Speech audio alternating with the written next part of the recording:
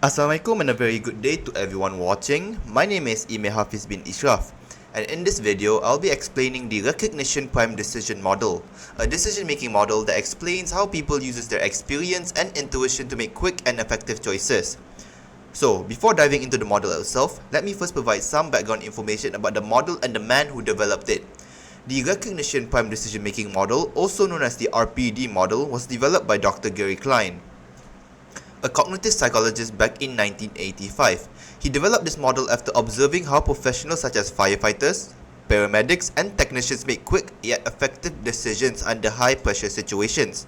And based on these observations, Dr. Gary Klein initially proposed the two options hypothesis, which suggested that people compare at least two choices before deciding on an action.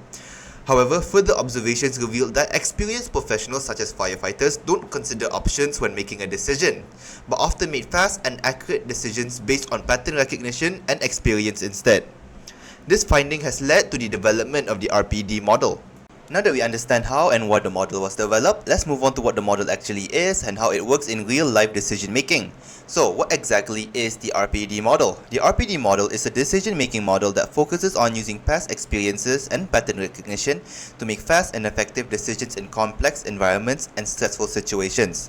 This model is used to show and explain how people can quickly recognize situations and act accordingly without needing to compare multiple options. This decision-making model is commonly used in high-pressure environments where quick thinking and accuracy are essential. Now that we understand how the model works as a whole, let's take a look into its key processes to explain how people recognize and evaluate their decisions. The RPD model consists of two main processes. The first is pattern matching and second is evaluation of action. Both of these key processes makes up the RPD model. Now let's take a look into one of the key processes in the RPD model, which is the pattern matching process. The pattern matching process begins with an individual experiencing this situation as it changes, in which they use their past experiences to identify whether the situation they are facing is either typical or similar to past situations they have encountered. If the situation appears familiar, the individual can quickly recognize key cues, determine what goals are most important, and recall which actions have worked effectively in similar circumstances. This recognition allows them to anticipate possible outcomes, meaning they can predict how the situation is likely to unfold and decide on an appropriate course of action efficiently. However, if the situation does not match any familiar patterns, or if their expectations turns out to be inaccurate, the individual must pause, gather additional information, and reassess the situation before selecting the most suitable action. So now that we've looked into the pattern matching process, let's move on to the next key process, which is the evaluation of action process. In this process, individuals will mentally imagine or simulate how their chosen decisions might play out. They will think ahead about the possible results and challenges before implementing their chosen action. If the mental simulation shows that the decision will likely work, they will move forward and carry out and implement that decision. But if it seems risky or uncertain, they have to modify their action to better fit the situation. However, if the decision is likely to fail, they will explore alternative actions that might lead to better outcome or is a better fit for that specific situation. This process ensures that decisions aren't just based on recognition, but also on careful evaluation.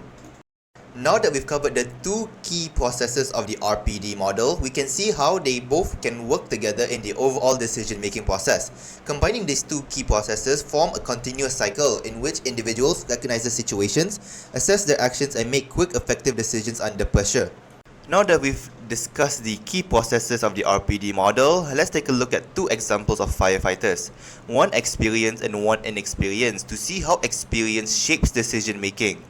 In situation A, the experienced fighter can quickly recognize the situation, matches it to familiar patterns, mentally simulates outcomes, and acts confidently with little hesitation. This results in fast, accurate, and well-aligned decisions.